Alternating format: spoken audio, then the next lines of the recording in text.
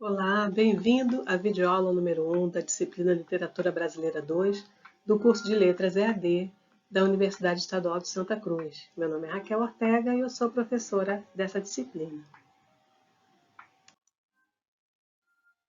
Nessa primeira videoaula, nós vamos estudar sobre a Semana de Arte Moderna, que aconteceu em 1922, mas na videoaula nós vamos ampliar um pouco a perspectiva que nós temos no nosso módulo de estudos.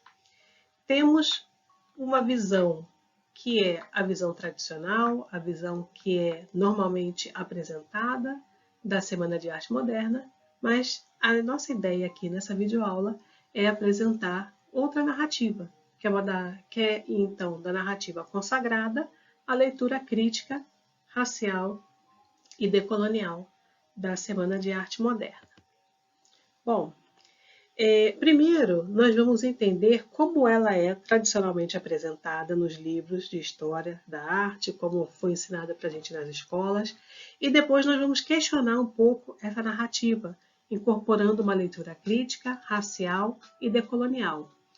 A nossa ideia nessa aula não é negar a Semana de Arte Moderna, nem a sua importância, mas entendê-la um pouco mais em profundidade, ampliar um pouco a nossa visão do que foi esse movimento, do que ele alcançou e o que ficou de fora dele. Bom, o que foi a Semana de Arte Moderna? Como nós podemos ver aí na nossa imagem, foi um evento artístico e cultural realizado no Teatro Municipal de São Paulo. Foi considerado o marco fundador do modernismo brasileiro e a proposta de ruptura radical com o academicismo e as tradições artísticas europeias.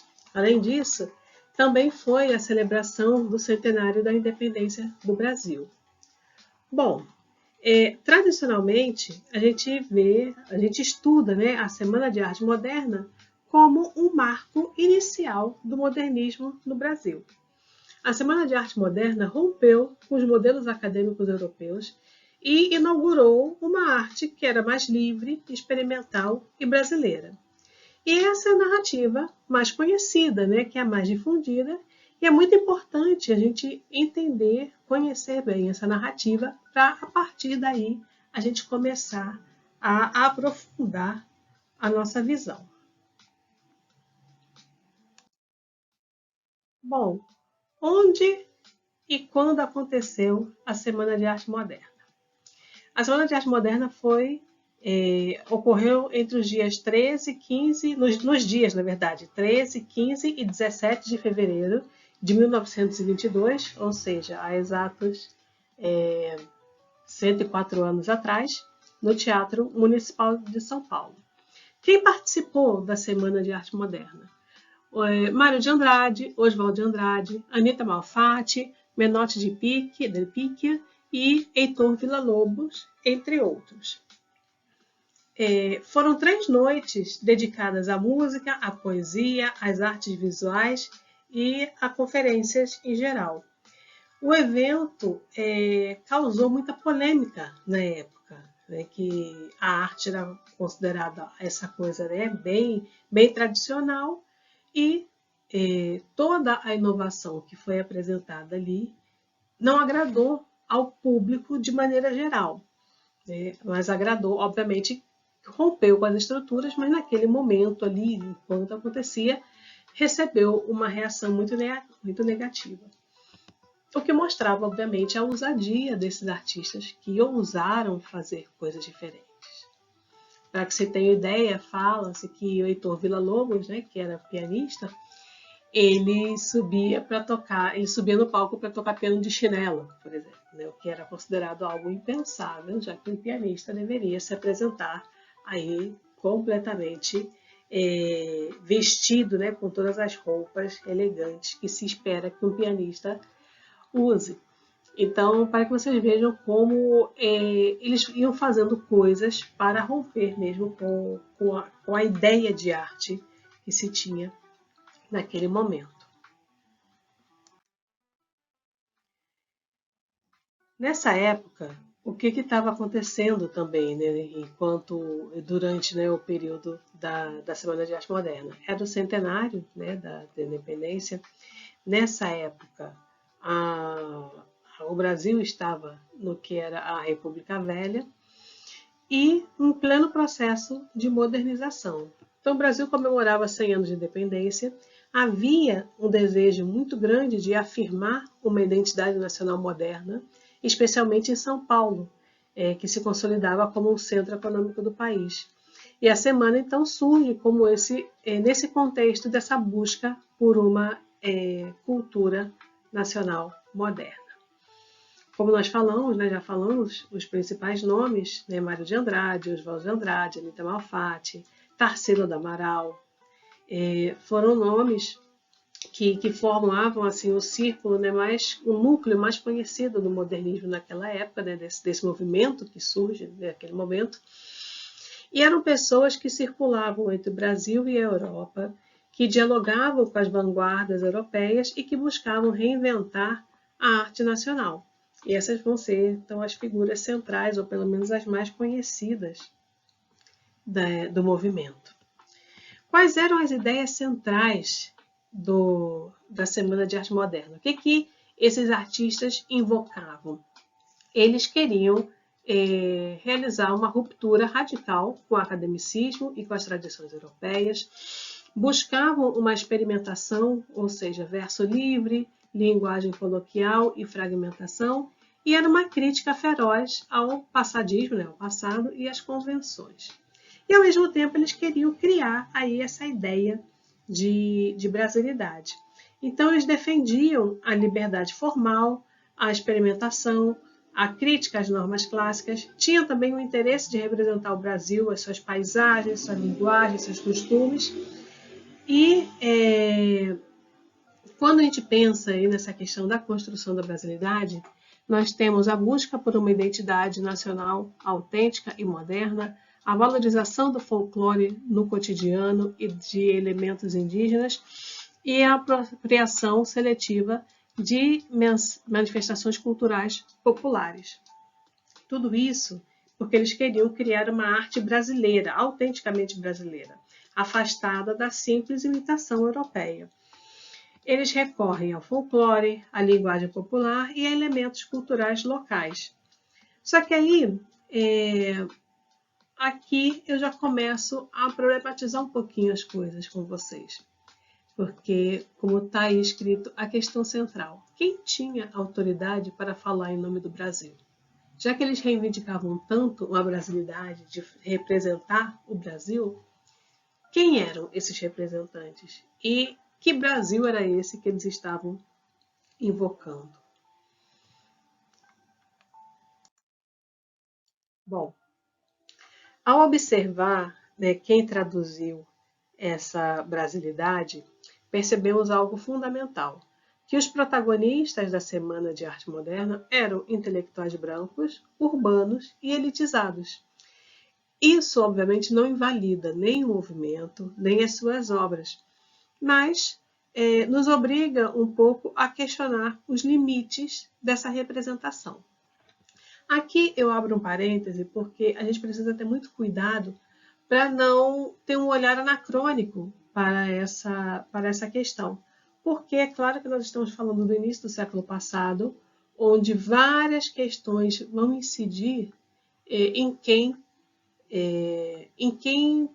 tinha a possibilidade de produzir arte. Mas a gente consegue olhar, né, com a nossa visão hoje, né, do século XXI, e de todas as questões interseccionais que a gente vai evocando, né, as questões de gênero, as questões de classe, as questões raciais, a gente entende os limites do movimento da Semana de Arte Moderna. Mas é importante também entender como isso era possível de acontecer naquela época. Então, tendo todo o cuidado, né, de não ter um olhar anacrônico, ou de cobrar algo que não era possível naquele momento, mas sim entender que aquela reivindicação por brasilidade que foi feita naquele momento não é a mesma que nós fazemos hoje, porque hoje nós entendemos que há outras questões por trás, né? Mas vamos lá, né? Quem tinha acesso à Semana de Arte Moderna? Começando pelo Teatro Municipal como uma bolha, né? Que era um espaço segregado, né? Com ingresso de alto custo, então a população em geral não tinha acesso, só quem tinha acesso mesmo era a elite. O público restrito, né, a essa elite cafeeira e intelectual branca, e a população negra e pobre sistematicamente barrada de qualquer acesso à arte, né? O Teatro Municipal era e ainda é um espaço socialmente seletivo. Então, a maior parte da população brasileira, especialmente a população negra, pobre, indígena, não tinha acesso a esse ambiente. Isso significa, então, que a arte moderna nasce no Brasil dentro de um espaço de privilégio, né? Não há como negar, né, esse fato.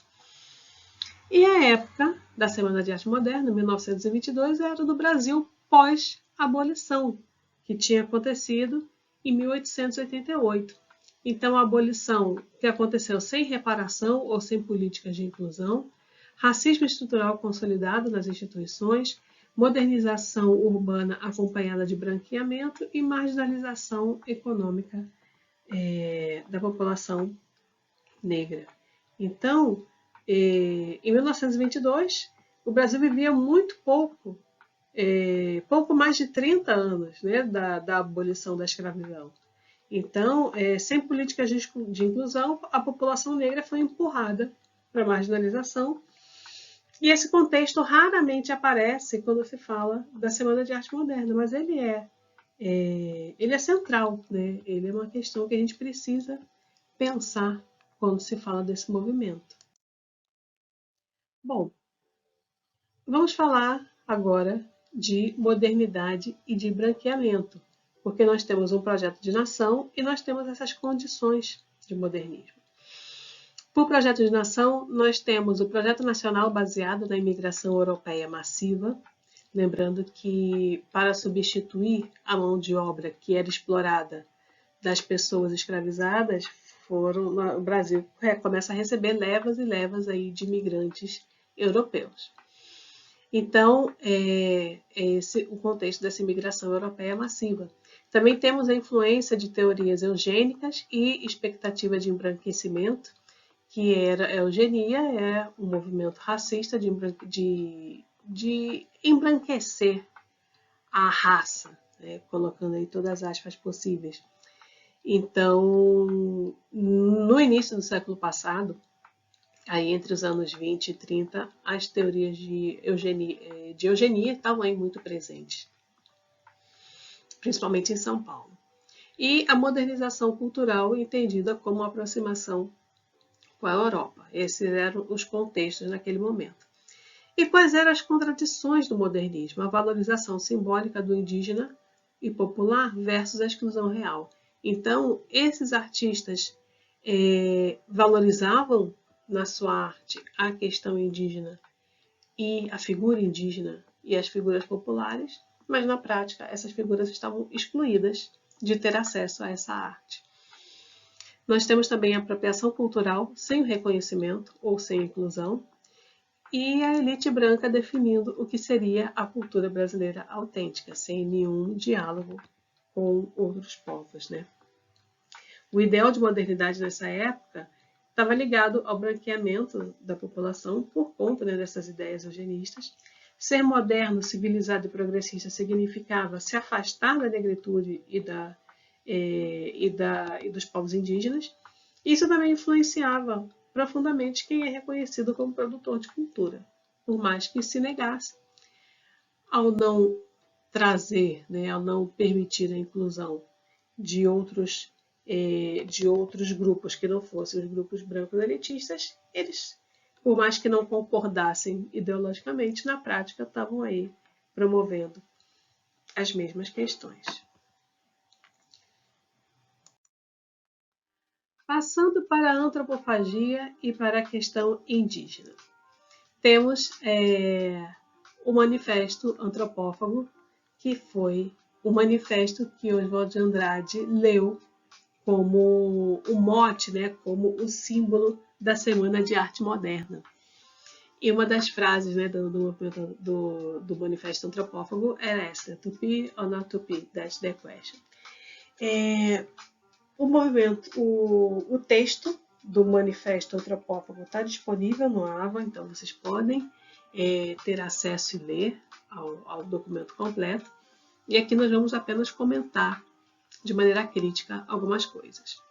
Bom, a proposta o que era, né, ali apresentado como proposta no Manifesto Antropófago era devorar criticamente a cultura estrangeira. Ele trazia, né, a metáfora do canibalismo como resistência cultural. Bom, esse conceito, né, o conceito da antropofagia, é um dos mais conhecidos, foi criado por Oswald de Andrade e dizia que o Brasil deveria devorar a cultura europeia para transformá-la em algo próprio. Nessa leitura, talvez uma leitura mais tradicional, a gente vê isso como um gesto libertador. No entanto, se a gente vai para uma leitura mais crítica, a gente começa a ver que, apesar da retórica, o indígena continuava reduzido a ser um símbolo estético e filosófico, e não a ser tratado como um igual, né? Houve toda uma apropriação cultural sem diálogo real com os povos originários, romantizando a figura indígena, enquanto as comunidades reais permaneciam marginalizadas e sem voz. Então, a gente percebe aqui um problema, que era que os povos indígenas aparecem como metáfora, como um objeto ali simbólico, mas não como um sujeito real do processo. A antropofagia modernista vai usar imagens indígenas, os símbolos indígenas, mas não inclui os indígenas como parceiros culturais. Essa é uma questão bem interessante para a gente observar. Além disso, além da invisibilização da cultura indígena, temos também, do indígena, né, da figura do indivíduo indígena, temos também a invisibilização da cultura negra e do indivíduo negro. Temos manifestações vivas, né, enquanto o Teatro Municipal celebrava, o samba nascia nos morros, os terreiros resistiam e a capoeira afirmava sua identidade nas ruas. É interessante pensar que o samba vai se afirmando ou se conformando, se configurando como ritmo e como um símbolo de resistência, ao mesmo tempo que aí a Semana de Arte Moderna ia acontecendo. Então vejam como são movimentos culturais contemporâneos ocorrendo em espaços completamente diferentes. E aí a gente vê, né, a criminalização e o esquecimento, né, que o samba, os terreiros, a capoeira eram tratados como casos de polícia. O modernismo, embora buscasse o nacional, folclorizou ou ignorou a cultura negra. Bom, a cultura negra, então a gente percebe que estava produzindo formas sofisticadas de arte, mas que essa modernidade negra não entrou no cânone modernismo. E essa também é outra questão que nós devemos refletir. Bom, vamos falar então de ruptura estética e de continuidade social. Nós temos como ruptura a inovação radical nas formas artísticas, quebrando com o academicismo e importando vanguardas, e como continuidade nós temos a manutenção do conservadorismo das estruturas sociais. A elite branca manteve seus privilégios e o poder para definir cultura.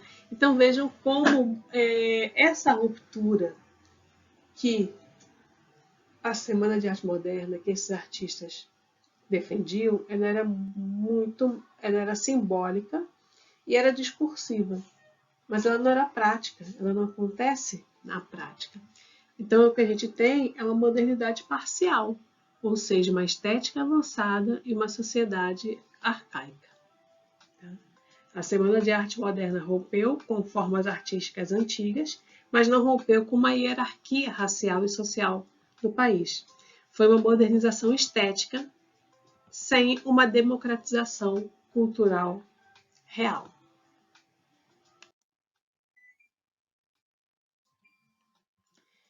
Temos então aqui o problema do marco fundador, que era o que existia. Se a gente toma, né, a Semana de Arte Moderna como uma ruptura e como uma inovação, como uma criação de coisas novas, o que existia antes? Antes de 1922, a narrativa oficial muitas vezes apaga movimentos artísticos e culturais que já pulsavam no país, tratando a semana como o início, né, do algo moderno. E quem é apagado nessa história?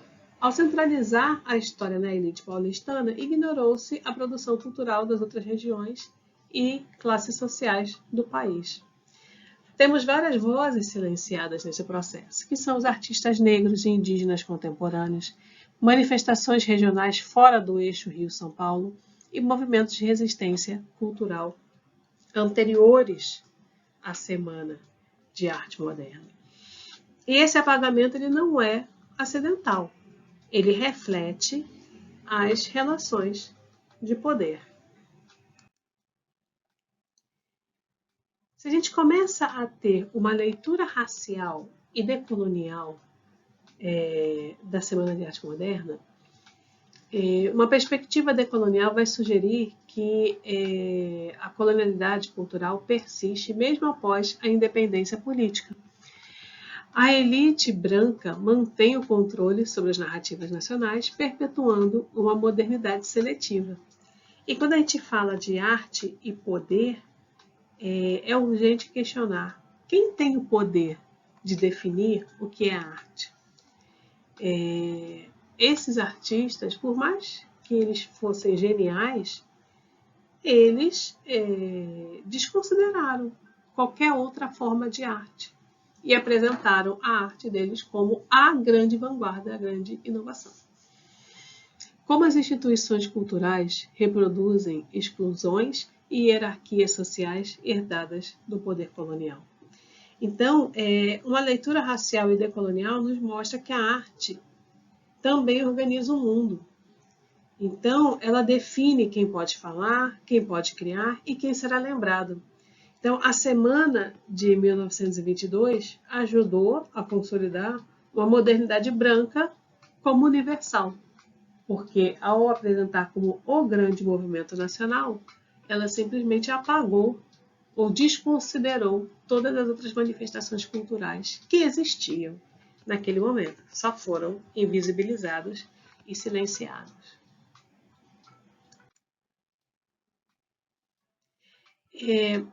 O nosso objetivo aqui não é demonizar a Semana de Arte Moderna, não é isso. E sim repensar a história da arte. Né? Pensar aí nesses caminhos para o futuro. Quais seriam esses caminhos? Descentralizar o cânone moderno paulista, entender, né, que essas obras não são apenas elas, né, as que vão aí nos guiar. Incluir artistas negros, indígenas e periféricos, valorizar manifestações culturais, populares e regionais. É preciso reescrever essa história, reescrever essa história é um ato de justiça cultural e democracia. Já nos encaminhando para a conclusão da essa discussão que nós estamos fazendo aqui, essa problematização, ela pode ser resumida como o problema do marco fundador, ou seja, o mito do início, que é essa ideia de que a cultura moderna brasileira nasceu, aí entre aspas, em 1922, apaga séculos de produção e resistência cultural. Houve uma centralização narrativa em São Paulo, ignorando movimentos vanguardistas em outras regiões do país. E com isso, claro, gerou um silenciamento de vozes. Artistas negros, indígenas e mulheres ficam fora do circuito da elite. Produções culturais periféricas, que já eram modernas em sua essência, também foram silenciadas. E manifestações regionais que questionavam o cânone antes de 1922 também foram ignoradas. É como que todo esse questionamento é apresentado como se ele tivesse acontecido pela primeira vez em 1922, quando na verdade já vinha acontecendo antes por grupos que não pertenciam a essa elite cultural que promove aí a Semana de Arte Moderna. Então, 1922 foi um evento muito importante, sem dúvida, mas que não foi o único, nem foi o primeiro marco da modernidade brasileira. Bom, fazendo uma leitura racial e decolonial desse movimento, nós temos, primeiro ponto, a arte e o poder, que é o cânone artístico não é neutro.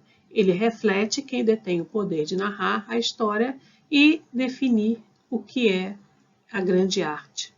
Como colonialidade, nós temos a manutenção de padrões europeus de validação, mesmo quando o discurso oficial fala em brasilidade e autenticidade. E, como decolonialidade, nós podemos reconhecer que a modernidade brasileira foi construída sob a exclusão e o silenciamento de corpos negros e indígenas. E é urgente desafiar a hierarquia que coloca a arte da elite como cultura única e a arte popular como um mero folclore. Bom, e por que a Semana de Arte Moderna ainda importa, né, depois de tudo isso? Importa para entender os limites, que é reconhecer a importância estética do movimento sem ignorar suas falhas éticas e sociais. Então é isso, a gente entender que a Semana de Arte Moderna foi sim um evento essencial da nossa cultura, mas ele não é absoluto e ele tem aí várias falhas no que ele mesmo propõe, que era essa brasilidade. A semana serve como um espelho para as desigualdades que ainda persistem nas instituições culturais. E é preciso reescrever a história. Não se trata de cancelar os modernistas, mas de ampliar o quadro para incluir quem foi deixado de fora. A história da arte deve ser um campo em constante disputa e atualização. Então, o centenário de 1922 abriu espaço para revisões críticas e necessárias e urgentes.